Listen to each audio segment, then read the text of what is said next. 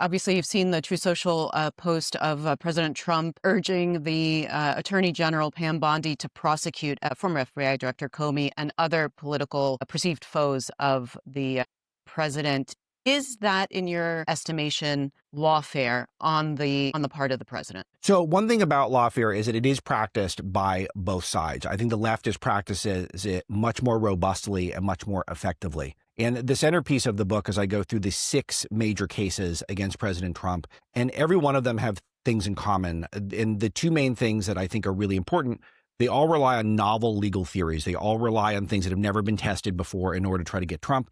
And they all had coordination from the Joe Biden White House, which is, I believe, the scandal of the century. And it's being completely underplayed. No one's identified that commonality that Joe Biden's White House was involved, which is Was involved in what?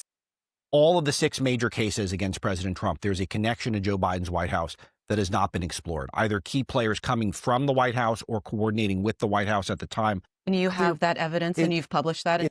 It's all in the book. It's all in Breaking the Law. And all of this, and I'm happy to give several examples during the course of the conversation, but this is all violation of due process laws. It's all violating equal protection under the law. And so considering that that was taking place from the Joe Biden White House against Trump, I believe specifically to rig an election, specifically designed to try to subvert our democracy. Remember, the left's always talking about democracy constantly. The democracy is under attack. Well, they had used the legal system to try to stop Trump before the Americans had a chance to vote at the polls. And so when you go through that level of effort to use the law to try to undermine our electoral system, I think it is fair game to look into the main practitioners of it. And Comey's absolutely one of them.